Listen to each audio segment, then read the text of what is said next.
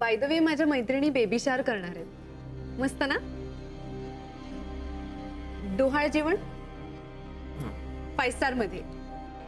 आपलं काही ठरतंय का डोहाळ जेवणाचं?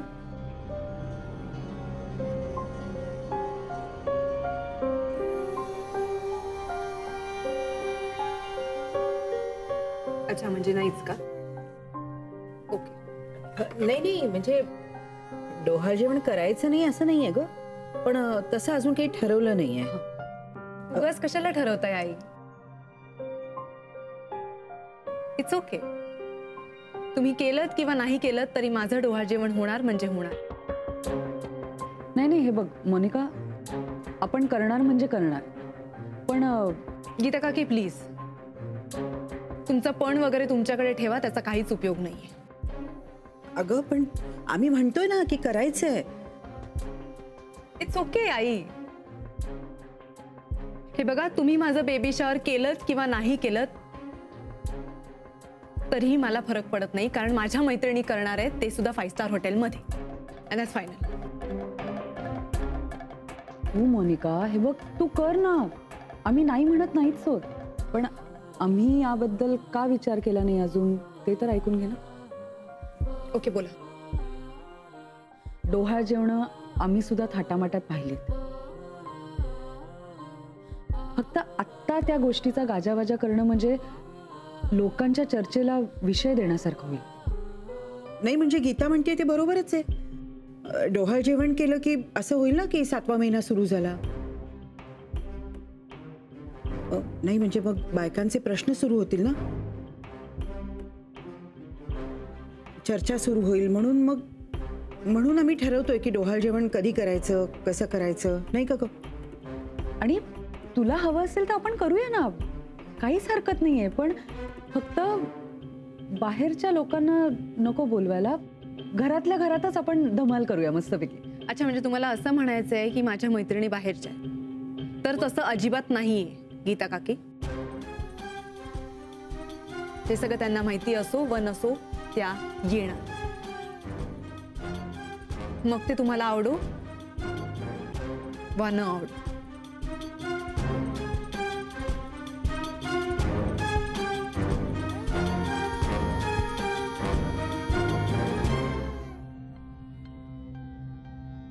अगं मानसी, कशी आहेस तू? किती दिवसानंतर. काय ग, काय करू तुझ्यासाठी? पटकन कॉफी करू? पटकन कशाला, इतक्या दिवसानंतर आली ती. तू एक काम कर, तू आज राहाच इथे.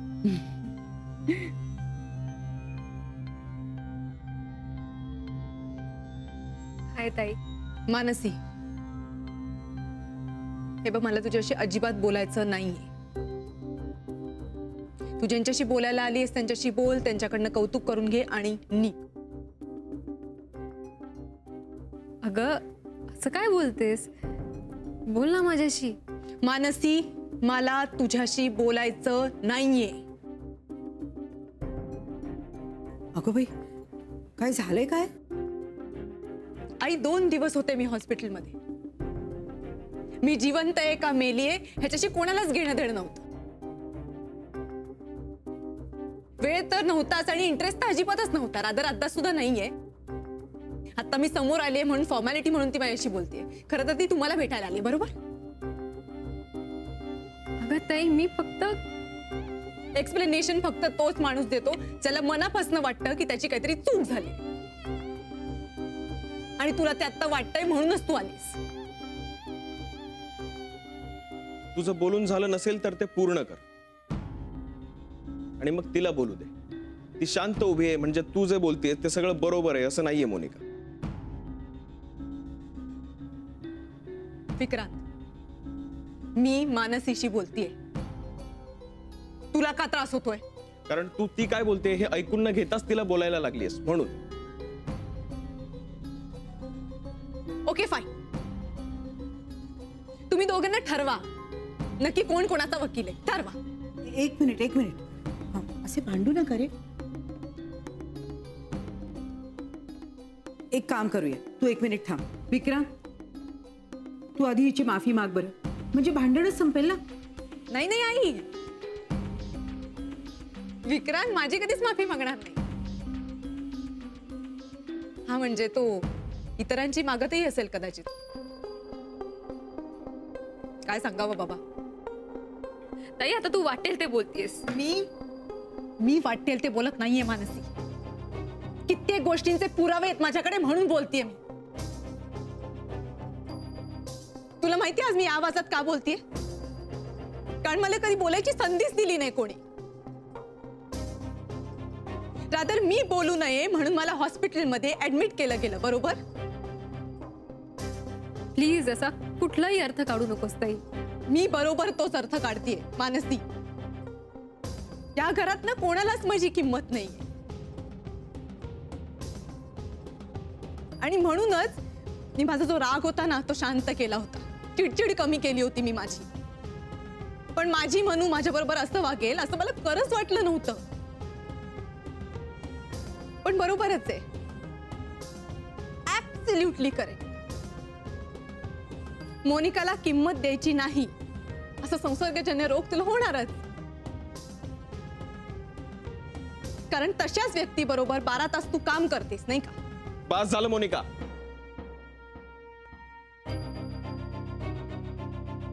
विक्रांत तू मोनिका प्लीज. अगं ती इतकी आली आहे, तिचा असा अपमान करू नकोस. आणि पदोपदी माझा अपमान होतो त्याचा काही नाही.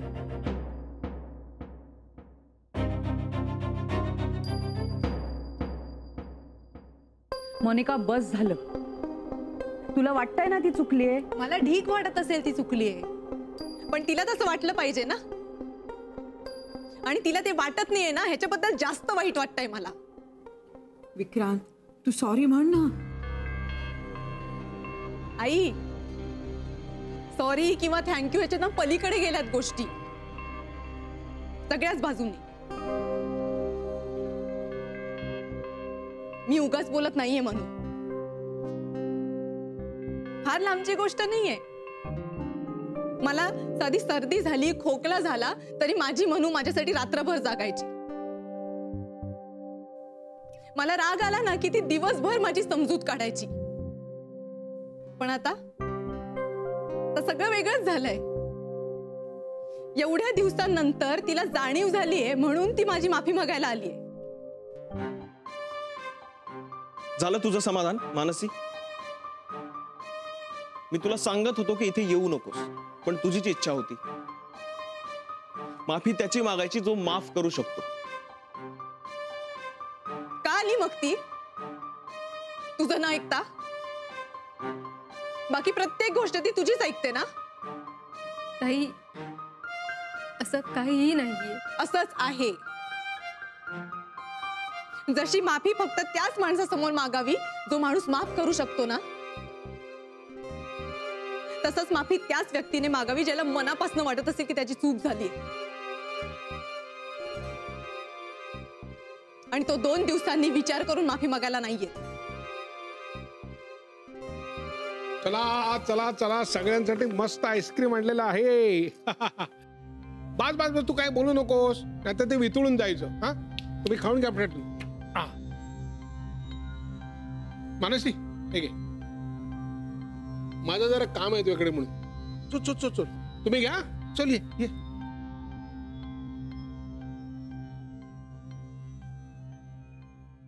बरं झालं तू सुटलीस. आतमध्ये महापूर आला असता हो ना. नाहीतर मला तो दुकानात दिसला म्हणून मी धावत धावत आलो. मला काहीच समजत नाहीये काका. मला समजते ना सगळं. पण मी ना तुझी समजूत काढायला तुला बाहेर नाही आणलंय. पण तुझ्यासारख्या मुलीला तिची गरजच नाही. तसं नाहीये काका. ताई एकदा बोलायला लागली ना की खूप त्रास होतो. आपण शांत राहायचं. विचार नाही करायचा त्याचा. मला सांग तुला नक्की कशाचं वाईट वाटत? ती चिडली त्याचं बोलली त्याचं का तू तिची समजूत काढू शकली नाहीस त्याचं? खरं तर माझंच चुकलं काका. मी तिला भेटायला यायला हवं होतं. ती नको म्हणाली तरी मी हॉस्पिटलला गेले होते. नाही पण ते नाही चुकलं माझं. फक्त ती रागवली म्हणून निदान मी तिच्याशी आधी बोलायला हवं होतं. तुला कळलंय ना तुझं नेमकं काय चुकलंय ते किंवा कुठे चुकलंय ते. विषय संपला. तुला तुझी चूक कळली, तू तिला सॉरी म्हणायला गेलीस, तिने तुला सॉरी म्हणून दिलं नाही. ही तुझी चूक आहे? नाही, ही तिची चूक आहे. पण काका मी आणि मुळात तुला जे वाटतं ना तुझी चूक झाली ती नाहीच झाली. हे बघ काय ना, चिडखोर लोकांचा राग कधीही मनावर घ्यायचा नाही. त्यांना बोलू द्यायचं. ते बोलायला लागले की आपण आपले कान उघडे करायचे. म्हणजे ते असतातच. या बाजूने शब्द आत सोडायचे, या बाजूने बाहेर काढायचे. त्यांचं बोलणं संपलं की कानांचे पडदे बंद करायचे आणि आपल्या कामाला सुरुवात करायची. आणि दुसरी गोष्ट, अशा लोकांची कधी समजूत काढायची नाही. मानसी, काय समजूत काढणं म्हणजे काय? आपण नाही समजूत काढत, समोरचा समजून घेतो तेव्हा त्याला समजूत काढणं म्हणतात. ती काही बोलली तरी मनाला लावून घ्यायचं नाही. माझ्यासारखं राहायचं. मी बघ, सगळे मला बोलतात, मी ना मनाला लावून घे. कोरडा ठणठणीत असतो मी. कशाचा परिणामच होऊ द्यायचा ना आपल्याला. मग आपल्याकडनं कोणाच्या अपेक्षाच नसतात. सिंपल.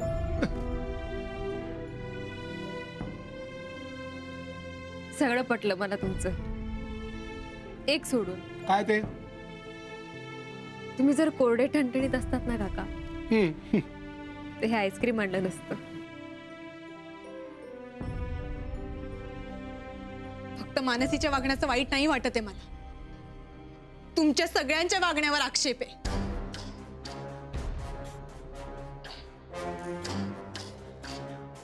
माझं डोहाळ जेवण का करताय? तर मला इंटरेस्ट आहे म्हणून. तुम्हाला काहीच इंटरेस्ट नाहीये माझ्या डोहाळ जेवणात? अगं असं अजिबात नाहीये. असंच ते आई, मला जाणवतंय ना. माझ्या बरोबर वागण्या बोलण्याचा प्रत्येकाचा अप्रोच बदलत चाललाय. तुला जर असं वाटत असेल ना मोनिका, तर त्याचं कारण सुद्धा तू स्वतःलाच विचार. म्हणजे बदलला, बरोबर ना? एक मिनिट, तुम्ही नका ना रे असे भांडू. अरे रात्रीची वेळ आहे, असं जोर जोरात भांडणं बरं दिसतं का? आवाज आतमध्ये गेला ना तर आई जाग्या होतील, उगीच त्यांना त्रास. नका ना रे भांडू. अहो पण आई,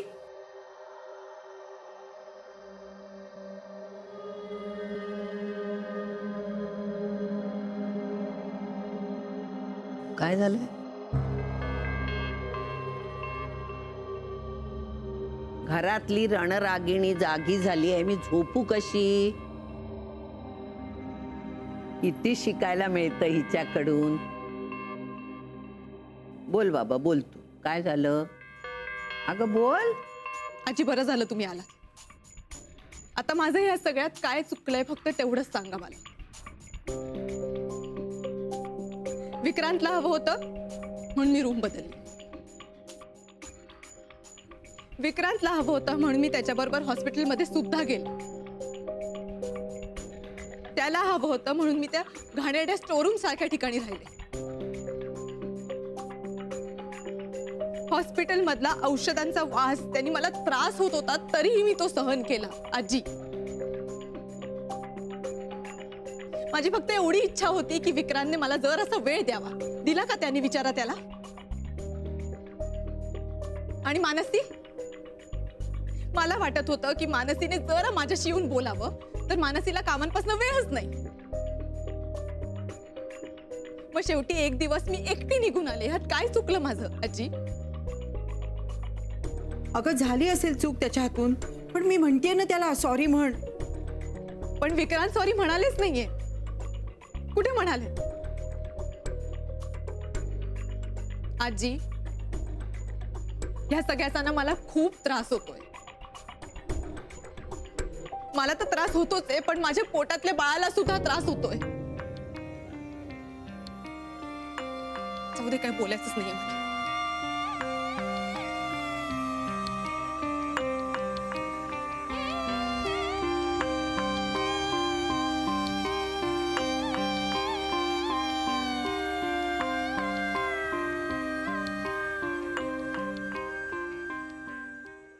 किती छान बोलते. जाबई विचारला आणि थांबली देखील नाही. काही मुद्दे बरोबर आहेत आणि काही अजिबातच नाही. नंतर मी तिच्या बरोबर सविस्तर बोलेनच. अरे तुम्ही सगळे इथे ऐकत उभे आहात. कोणी मध्ये पडायला नको होतं का? नाही, फक्त अलका सोडली तर बाकी कुणीच काही बोललं नाही. आई, नवरा बायकोच्या भांडणात आपण किती पडायचं आणि नेमकं कशावरून झालं होतं हेही मला माहित नाही. आणि मी काय बोलणार? माझ्या तोंडाला सगळ्यांनी कुलूप लावलंय, त्यामुळे मी गप्प राहिलो. आता माझ्याकडे आहे खूप बोलण्यासारखं, पण बोललो नाही. नाही नाही, म्हणजे आता मला तुझ्या बरोबर बोललंच पाहिजे. हो. आई, मी तर तिच्याशी फार बोलतच नाही,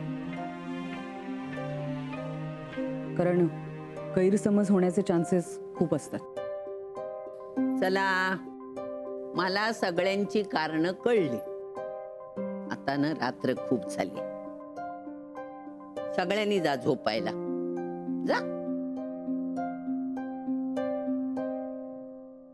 अलके,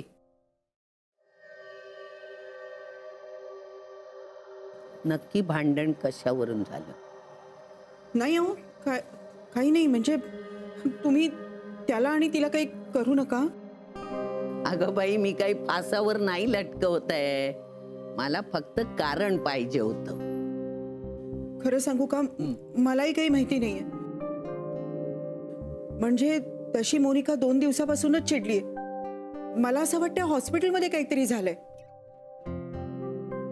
अहो, म्हणूनच मी विक्रांतला म्हणत होते की तिला सॉरी म्हण आणि भांडव मिटव. आता गेलाय ना सॉरी म्हणायला तिला?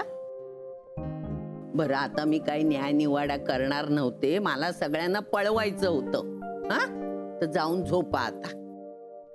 आणि उद्या सकाळी उठल्यावर नव्या जोमानी भांडा. जा. माई, माई, आईस्क्रीम वितळायच्या आत. हो, तुला खायचंय का? नाही नाही, फ्रीज मध्ये ठेवतो. ओ, ठेव ठेव ठेव, वितळून जाईल. असा पाहिजे माणूस. जा जा जा, नीट ठेवा बाबा. विजय कुठे ग? मग आता मग काका, मी आता ताईची माफी मागायची गरज नाही. मी काय सांगितलं तुला? तुला तिला मनापासून सॉरी म्हणून असं वाटलं, तू म्हटलंस. बाकी काय झालं तर मी आहे. कारण मला गप्प बसायची आणि तसंच गप्प बसवायची कला सुद्धा चांगलीच अवघड. आणि विक्रांत, त्याची काळजी तू करू नकोस.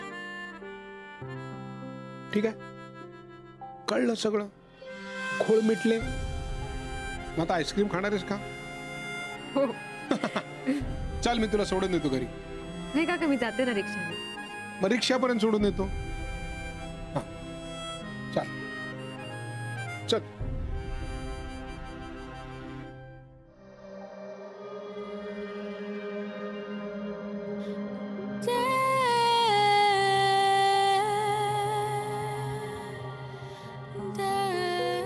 कशाला आलास मागे मागे? मी माझ्या रूम मध्ये आलोय. गेला नाही? कुठे? तिला सोडायला जा ना. Are you serious? Of course, I am very serious. Please जा ना.